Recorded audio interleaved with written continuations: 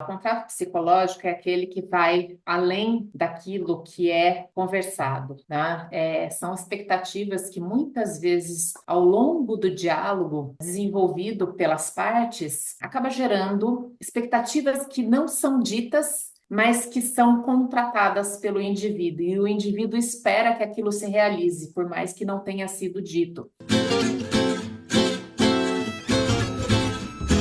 Olá pessoal, começa aqui mais o nosso Filó, podcast da Conexão. Você já vem acompanhando.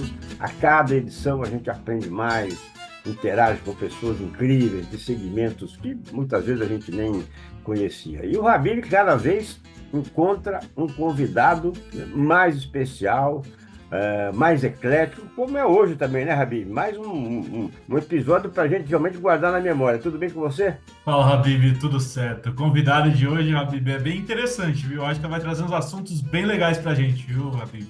Não tenha dúvida, já vi até, olha, vou até pedir uma nota boa aí para minha filha que estuda lá, né? Não sei se vai pegar ela na sala, tudo, se vai ter essa sorte, né? Se vai ter essa sorte, né? Quem é a nossa convidada hoje, Habib? A convidada de hoje é a Letícia Patinato Menegon.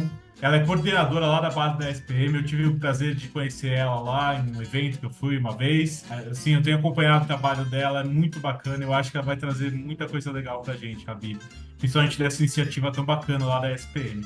Não tenha dúvida, com certeza. Olha, tapete vermelho para você, Letícia Frontinato Menegon. Que alegria ter você aqui, Letícia. Olha, seja bem-vinda e o filó é nosso, né? Não é do Gabriel, meu ou de quem quer que seja. O filó é nosso. Tudo bem com você? Tudo bem, muito obrigada pelo convite mais uma vez. É um prazer estar com vocês. Prazer é nosso. Agora, Letícia, aqui a gente começa pela biografia, com cada um Uhum, contando um pouquinho da trajetória, mas eu vou te contar uma passagem da minha biografia que talvez tenha a ver com a sua, né? uhum. Porque ainda, né, eu sou da época de que escola pública tinha até cursinho para entrar, tinha que prestar um vestibulinho para entrar, de tão difícil que era, né? E eu passei Uhum, no Brasílio Machado. E um dos meus professores, né, que até hoje, quem se lembra daquela época, ou os grupos, né, que estudaram naquela época, falam, professor Menegon de Química. O sobrenome dele era Química, não era Menegon, né? Há uma ligação, como acontece com algumas empresas, né? Então, é o João da Sadia, o João da Coama, enfim, né? Ele vai associando isso. Professor Menegon de Química, tem algum parentesco com você? Não, não Não. tem. Não que eu conheça, não, né? A gente tem esse sobrenome, ele é bastante comum.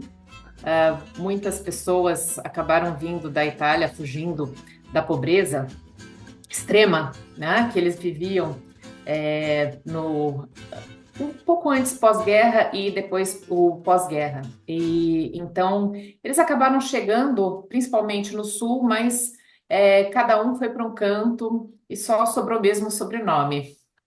Perfeito. Então, tá explicado. Então, conta um pouquinho agora da tua trajetória, da tua biografia. Então, vamos lá, eu sou formada em administração pública pela Fundação Getúlio Vargas. Eu saí de lá, saí da faculdade e fui trabalhar numa consultoria chamada Accenture. Foi uma grande escola para mim, porque lá eu aprendi muita metodologia de trabalho e também algumas questões comportamentais que eu acho que são super importantes para o mercado atual. Na sequência, eu trabalhei numa consultoria menor, chamada Fischer e Dutra Gestão Organizacional, que depois ganhou outro nome, ela se expandiu. Hoje é Growth Consultoria. E, na época, eu já estava namorando o mercado acadêmico, e então eu decidi fazer mestrado. E aí eu me apaixonei e não quis abandonar mais essa carreira. Na verdade, eu abandonei a carreira corporativa e me dediquei exclusivamente à carreira acadêmica. Claro que durante esse processo todo, a gente sempre faz consultorias e também eu trabalhei escrevendo muito. Agora, o que que me conectou ao empreendedorismo? Em 2010, em 2009, eu tinha uma aluna chamada Maria Alice, lá na Fundação Getúlio Vargas, e ela falou, professora, eu preciso muito. de alguém que me oriente no Prêmio Santander de Empreendedorismo. Eu falei assim, nossa, Maria Alice, você procurou a pessoa certíssima. Eu entendo nada disso, mas vamos embora. E eu abracei o projeto e trabalhamos a quatro mãos, e foi uma grande surpresa, porque assim, eu tinha noção de negócio, mas eu não tinha noção do que era o mundo do empreendedorismo. Pouco se falava sobre isso naquela época. Trabalhamos juntas durante alguns meses, até que veio a premiação, ficamos em primeiro lugar. E em Demais. 2010, eu e a Maria Alice fomos para Babson College, ela fazia o curso de formação de empreendedores e eu fazia o curso de formação de professores de empreendedorismo. Quando eu retornei ao Brasil, eu já trabalhava na SPM e a SPM me propôs desenvolver essa área em conjunto com alguns outros professores que já estavam namorando o empreendedorismo. E em 2012 eu começo a trabalhar voluntariamente naquela época a incubadora já existia, mas era uma salinha com um professor com algumas horas por semana disponível para atendimento àqueles que queriam empreender. E eram muito poucos. Mas na medida em que o tempo foi passando e o empreendedorismo se disseminando, a incubadora começou a ganhar expressão dentro da ESPM. E foi nesse momento que eu entrei, né? Eu já tinha aquele curso preparatório e eles estavam precisando de um braço e eu comecei a ajudar o professor José Balian. Foram 2 anos de trabalho meio que voluntário, porque eu ainda não tinha nenhum compromisso específico com a incubadora, mas aí eu recebi o convite oficial, da faculdade para assumir junto com o professor, porque a incubadora já estava crescendo, junto com o professor José Balian, a incubadora. E desde então eu tenho coordenado, na verdade, desde 2014 eu coordeno a base incubadora. Nesses anos todos, que já são 10 anos, né, de história, só na coordenação já passaram mais de 120 projetos que efetivamente foram CNPJ. Nem todos viraram empresas, porque a gente, assim, viraram empresas, mas elas não necessariamente deram continuidade, porque existem as adversidades do mercado, né? Que todos nós sabemos. Por mais que a gente modele e remodele o negócio, às vezes o mercado não recebe bem essas ideias. Mas tenho muito orgulho de ter já orientado e acompanhado essas 120 empresas. Sensacional, Letícia. E, Muito Letícia, para bom. quem não sabe, o que que é uma incubadora, afinal de contas? Conta um pouco desse universo para a gente, por favor. Uma incubadora é um espaço que recebe ideias ainda no seu momento mais seminal, e a gente trabalha todo o desenvolvimento dessa ideia para virar um modelo de negócios e aí, na sequência, efetivamente virar uma empresa. Mas durante todo esse processo, é importante dizer que além de contar com um espaço físico, os empreendedores eles contam com todo o apoio intelectual. Então, principalmente por meio de mentorias, que vêm desde os professores que são internos e que têm horas dedicadas na incubadora, como a gente também tem alguns parceiros externos. E esses parceiros externos dão workshops e também dão mentorias, né? Então, esse arcabouço físico, que não é tão importante, mas principalmente o intelectual, é que ajuda no processo de desenvolvimento dessas ideias até virarem um negócio, e a gente passa um tempo suportando esse negócio, principalmente no aspecto físico e intelectual, para que a empresa, na hora que ela saia da incubadora, ela saia com condições de enfrentar o mercado, tendo um conforto financeiro e intelectual, né? Tem algum desses projetos, algum case que você gostaria de contar para a gente? Só aproveitando, Letícia, daí, já aproveitando as perguntas do Habib, qual que é a diferença de uma aceleradora para uma incubadora? Porque eu acho que às vezes a gente acha que é a mesma coisa, e não é, são coisas diferentes, então se puder aproveitar Sim. e daí já engatar. A aceleradora, ela não aceita projetos na fase seminal, né? Na fase inicial, ainda quando é ideia.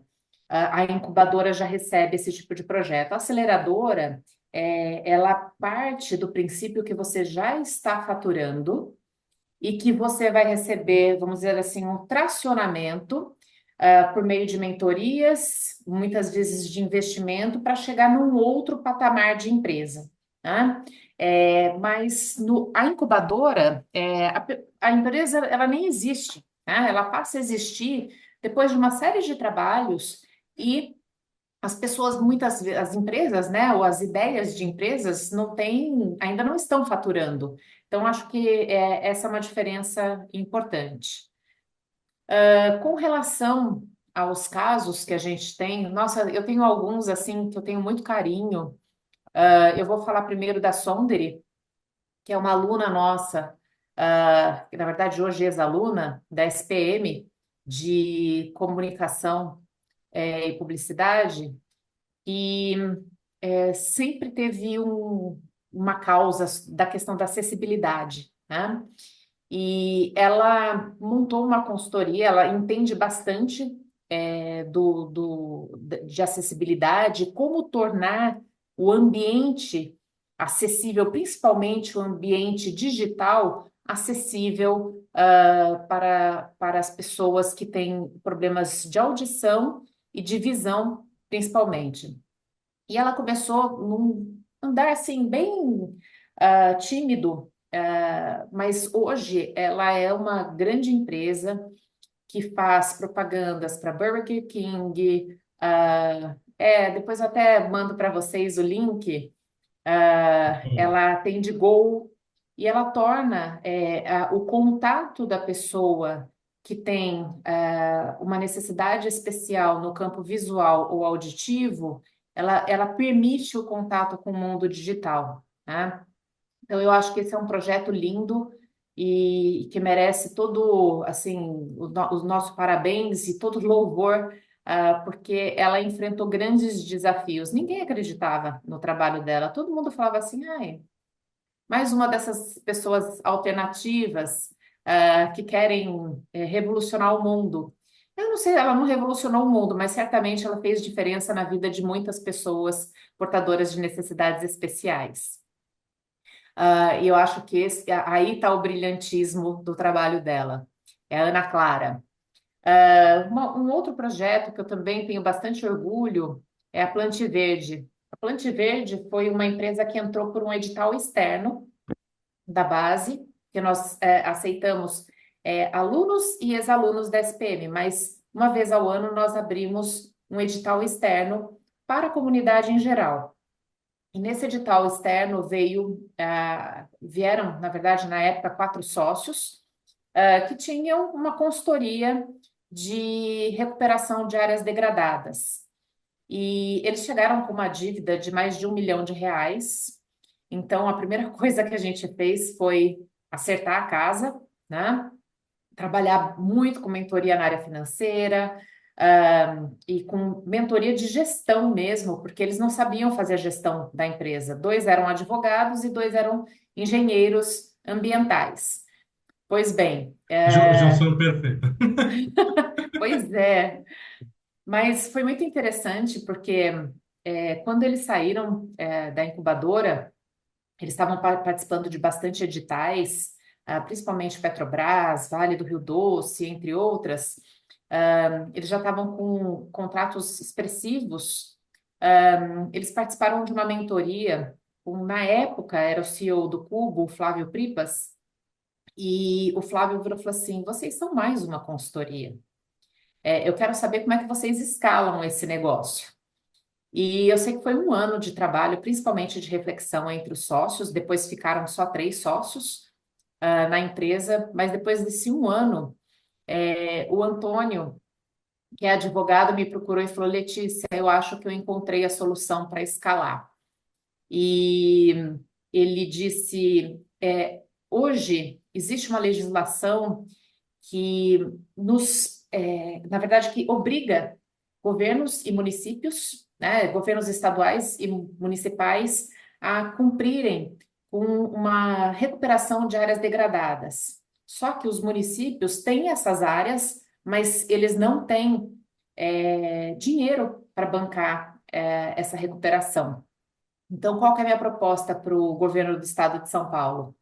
E ele realmente foi atrás de vários governantes e deputados para vender essa ideia. Ele falou o seguinte: eu recupero a área degradada e eu exploro essa área durante um determinado período de tempo para vender crédito de carbono. E assim eles fizeram, conseguiram uma brecha ali na legislação, e colocaram esse projeto em prática. Quando eles chegaram para a gente, eles falaram: a gente precisa de dinheiro agora para fazer o projeto acontecer. Sensacional. Foi então que a gente colocou eles em contato com o Yunus Negócios Sociais, aqui no Brasil, que na época era um parceiro importante, e eles passaram pelo processo seletivo e conseguiram um investimento. Então, eles colocaram a ideia, que no começo todo mundo achava maluca, mas no final das contas deu certo. Então, acho que eu tenho aí duas grandes histórias. Legal. Temos outras também, né? A gente tem a Bossa Box, que foi, que ela é grande agora, mas ela começou na incubadora. Foram 3 ideias até chegar na Bossa Box. Eu vou, assim, resumir, o que que ela se tornou. Ela se tornou um Uber dos desenvolvedores de softwares e aplicativos, né? E o que que eles fazem? O que que eles entregam de diferente? Eles entregam a gestão do projeto e garantem a entrega, porque muitas vezes os desenvolvedores eles prometem e não cumprem. Então a Bossa Box garante essa entrega. E aí a gente trabalhou com sistema de remuneração bem agressivo para conseguir essa entrega nos prazos. E eles cresceram, conseguiram investimentos. A gente tem outras empresas. Eu tenho aqui algumas boas para contar para vocês, mas vamos lá, podem Incrível, perguntar né, Habib? mais. E o incrível, Habib, foi a diferença de segmentos, né, que você É, apresentou, né? A gente é uma incubadora mista, né? Eu acho que isso é importante dizer. E eu acho que isso faz parte do DNA da SPM. A gente tem cursos de diferentes áreas. Claro que o nosso principal, vamos dizer assim, a nossa base é o marketing, mas a gente acabou se desenvolvendo em outras áreas e, portanto, a gente tem expertise suficiente para dividir, com segmentos mistos. sensacional. E Letícia, como que você seleciona essas startups? Vocês também atendem várias startups ao mesmo tempo? Quanto tempo fica aí? Como que funciona isso? Então, assim, a gente faz um processo seletivo 2 vezes por ano para alunos e ex-alunos, da SPM. Esse ano a gente também abriu um edital externo, específico para a área de game, e a gente tem professores da pós-graduação, do curso de games, Game for Business, né? Atendendo em conjunto com a gente, essa empresa, essas 2 empresas, na verdade, que vieram do edital externo. Então, se quem queira entrar em contato, né, com os editais, a gente sempre lança em fevereiro, e agosto, tanto no nosso site quanto no nosso Instagram. Eu acho que o mais fácil para os usuários é o Instagram, @base_SPM, e lá eles vão encontrar o link para o edital e vão saber como participar, quais são os critérios, ficha de inscrição, entre outras coisas. Muito bom. Eu vi também um dos seus textos, né, brilhantes textos, e o título é Pequenas Empresas são um Grande Negócio. Por que é que você chegou a essa conclusão? Os pequenos, eles trazem grandes contribuições para a sociedade, principalmente, eu vejo muito essa juventude, trabalhando com alguns aspectos que me chamam a atenção e que eu acho que, para mim, como Letícia, né, como pessoa, fazem sentido. Primeiro, princípios morais e éticos muito fortes, que eu acho que está em falta, né, hoje em dia, e que muitas vezes a gente vê grandes empresas falando que são isso e são aquilo, e quando a gente vai ver, eles estão estão com as mãos sujas no trabalho escravo ou em trabalho análogo à escravidão. E eu vejo esses jovens assim, bancando salários maiores, condições de trabalho mais adequadas, ah, e um ambiente de respeito que eu tiro o chapéu para eles, né? Então eu acho que isso já os torna grandes. Mas por outro lado, eles inovam, eles trazem transformações na sociedade. E por mais pequenos que sejam, né, ainda assim, o impacto muitas vezes é grande. Então, nesse aspecto, eu também os considero bem grandes, por gerarem um impacto na sociedade, por meio da inovação. Por exemplo, eu dei o exemplo aqui da Plante Verde. Eles estão gerando um impacto para o meio ambiente fenomenal, né? Eram áreas que estavam abandonadas e que hoje estão sendo recuperadas, estão contribuindo para a absorção do CO2 e contribuindo para o meio ambiente de um modo geral, né? Então eu acho que só isso. E eles são pequenos. Sensacional. E Letícia, eu queria saber qual que é o maior desafio dessas empresas que estão nesse começo aí que você vê? Quando chega aí na incubadora, o que você fala? Putz, é o mais comum, sempre vem com essa dúvida, não sei se existe esse. Eu acho que deve ter um padrão, né? Então, fiquei curioso. Sim. Eu acho que o primeiro ponto é mão de obra. Eles têm dificuldade de encontrar pessoas com skills, com os skills necessários para os seus negócios, e muitas vezes não encontram e eles precisam treinar durante muito tempo e acabam perdendo, porque apesar deles pagarem salários bem condizentes com o mercado, dificilmente eles conseguem competir com uma grande empresa que tem uma série de benefícios. Então, tanto encontrar essa mão de obra e depois reter. E um segundo ponto é financiamento mesmo. Eles carecem, ainda que a gente tenha uma série de linhas disponíveis, o financiamento é muito caro aqui no Brasil. E quando a gente fala em seed money, ah, esse capital também não está tão disponível quanto se fala na imprensa. Não é tão fácil encontrar pessoas que estejam disponíveis a investir nesse early stage. Também acompanhei alguns textos teus, teses suas, né? Uhum. Já trazendo um aspecto psicológico, né? Cujos temas, né, eram a influência dos traços de personalidade na formação dos contratos psicológicos e contratos psicológicos como fatores influenciadores dos índices de rotatividade voluntária. Muito interessante, mas explica um pouco para a gente desse conceito. Vamos lá, o contrato psicológico é aquele que vai além daquilo que é conversado, né? São expectativas que muitas vezes, ao longo do diálogo desenvolvido pelas partes, acaba gerando expectativas que não são ditas, mas que são contratadas pelo indivíduo, e o indivíduo espera que aquilo se realize, por mais que não tenha sido dito. Isso acontece bastante em qualquer tipo de relação humana. Por isso que a gente sempre fala, eu brinco até na incubadora, com os meus mentorados, eu falo assim, olha, tenta extrair o máximo de adjetivos daquilo que foi conversado, de definições, porque você vai gerar uma série de expectativas que você nem imagina que está gerando, mas que a outra parte está esperando que você cumpra, né? Então, esse diálogo, ele é muito importante para o esclarecimento dos pontos que ficam nebulosos e que muitas vezes estão dentro da pessoa, mas que ela não consegue verbalizar. Excelente. Muito legal, né, Rabi? E Letícia, eu queria saber, para quem está pensando em começar o próprio negócio, tem uma ideia boa, quer colocar isso no papel, fazer virar um negócio, que dica que você daria? Olha, a primeira coisa é procurar um apoio.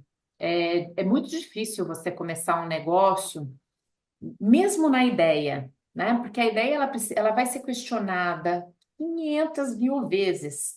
Eu brinco que cada reunião eles falam assim, mas a gente já não falou sobre isso? Eu falei assim, mas nunca vai ter fim os meus questionamentos, porque eles são necessários para a gente lapidar essa ideia de negócio. Então, acho que a primeira coisa é buscar mentorias. Não precisam necessariamente ser mentorias vindas de incubadoras, mas buscar mentores, pessoas que tenham mais experiência, que tenham um mínimo de conhecimento do mercado e de negócios, para que te ajudem a pensar e repensar esse modelo de negócios, pelo menos umas 10 vezes. Muito bom. Depois, eu acho que assim, sempre tentar colocar o que a gente chama de MVP, né? É o produto mínimo viável, que é assim, montar um scratch ou é, é que tudo depende do negócio, mas eu falo assim, vamos fazer isso acontecer? Vamos fazer um pequeno piloto, só para a gente testar e ver qual que é a reação das pessoas, porque a partir da reação das pessoas, a gente vai entender se a gente está atingindo a dor delas ou não. E aí a gente vai lapidar mais uma vez esse negócio. Depois a gente vai voltar para casa, fazer a lição de casa, aí precisa de mais mentoria. Então, eu acho que assim, para quem está querendo começar o negócio, que comece com esses dois passos, que eu acho que já vai ser dois grandes passos.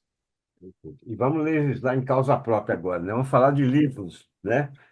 Além dessas dicas que você deu, você também, né, é autora de Gestão em Ambientes Multiculturais e Comportamento Organizacional. Se tiver na mesa aí, mostra para a gente, mas traz Não um tá aqui, briefing não. de cada um dos livros para a gente. Bom, o primeiro livro, Gestão de Ambientes Multiculturais, foi uma parceria que eu fiz com mais dois outros professores da FGV, o Germano e o Gilberto. Nós atuávamos num projeto internacional, em que vários alunos, de diferentes países participavam de um projeto empreendedor. E imagina, falando de diferentes culturas, com fusos horários muito diferentes. Então, a gente falou assim, puxa, vamos dividir um pouco desse conhecimento que a gente tem. Então, é muito mais para preparar um gestor no sentido dele conseguir trabalhar minimamente com diferentes culturas. Quando a gente fala diferentes culturas, a gente está falando de um país continental como o Brasil, até aqui dentro a gente vivencia isso, né? Agora imagina trabalhando com países do outro lado do planeta. Então a gente precisa ter esse letramento mínimo para trabalhar tanto em ambientes corporativos já bem estruturados, como empreendimentos diversos, né? Qualquer empreendedor vai ter que lidar com diferenças culturais. Então, acho que é um livro para preparar minimamente um gestor para lidar com essas questões. E o segundo livro, ele trabalha mais com as questões comportamentais dos indivíduos dentro das organizações. Então, como é que algumas ferramentas, algumas reflexões de como acessar, né, esses comportamentos e como preparar as pessoas para um comportamento mais adequado dentro do ambiente organizacional, porque dentro desses ambientes, alguns comportamentos são mais adequados que outros. Letícia, adorei o papo e eu queria saber se você tem uma mensagem final aqui para quem está ouvindo a gente, quer empreender, quer conhecer mais sobre a base, quer conhecer mais sobre você. Então, olha, eu vou deixar um recado, na verdade, para quem quer empreender. Primeiro que eu já acho isso uma atitude bastante corajosa num país que não dá suporte suficiente aos empreendedores, mas isso eu estou falando de Brasil nação. Agora, existem alguns projetos, e não são alguns, são vários projetos, Brasil afora, que suportam essas ideias ou esses empreendimentos, que são as incubadoras, que normalmente estão ligadas às universidades, e também as aceleradoras, que aí não necessariamente estão ligadas às universidades. A gente tem até incubadoras que não estejam ligadas a universidades, mas são muito poucas. A maioria delas estão ligadas. Então, assim, busque esse tipo de apoio, porque uma vez o Antônio, da Plante Verde, disse uma frase que ficou guardada no meu coração. Ele falou assim: ter passado pela incubadora foi a diferença entre ter dado certo e não ter dado certo. Né? Então, ele falou assim, a gente já não estava dando certo. A gente chegou, a gente conseguiu organizar a casa e conseguiu ir muito além do que a gente imaginava. Graças a esse apoio, graças a esse ecossistema que faz parte das incubadoras e aceleradoras. Então, acho que esse é o meu recado, né? Não titubeiem e procurem ajuda. Parabéns, Letícia, porque você cumpre o melhor papel de empreendedorismo, que é fazê-lo com razão, mas com emoção também. A gente vê que você se emociona, né? Ah, eu amo. É muito Parabéns, legal isso é muito mesmo. lindo. Muito bem. Letícia Fantinato Menegon, que não é, infelizmente, parente, né? Parente distante, porque já faz muitos anos, né? O meu professor de química, que eu sofria, menina. Eu era químico na aula da Eu professor Gara de imagino. português, mas na de química, meu Deus do céu, era um terror. Também não é uma das minhas melhores habilidades. Muito bem. Então, Letícia, quem vem no Filó, vem para ficar. Então, use e abuse aqui do nosso Filó. Obrigado, viu? Parabéns aí pela tua Gente, história. Linda história. muito obrigada pela Obrigado. oportunidade. Uma delícia conversar com vocês. E eu convido a todos, né, para assistirem todos os episódios. Não só É o isso meu, aí. mas todos. É isso aí. Uma alegria, sim. Habib, mais uma bola. E não é de Piracicaba, hein? Porque ele só Tá traz vendo, de Habib? Não, Piracicaba. Só eu traz tô, de eu tô fugindo um Piracicaba. pouco lá da grande Piracicaba, viu, Habib? Eu tô indo para cidades, para as outras aí, tá Aí, vendo? tá- Muito bom, hein, Habib? Olha, maravilha. Ah, eu adorei, Habib. É sempre bom falar sobre empreendedorismo e conhecer tantas coisas diferentes, né, Habib? Conhecer mais sobre os ecossistemas que estão aí. Então, eu acho que e é importante para quem está pensando em empreender, pensar nesses aspectos que a Letícia trouxe hoje. Eu achei demais, Habib. Com certeza, eu também, muito. Certamente quem acompanhou também curtiu demais e aprendeu também. Então, pessoal, É isso obrigado aí. por estar com a gente no Filó e até o próximo episódio. Tchau, tchau. Até lá, tchau, tchau. Tchau.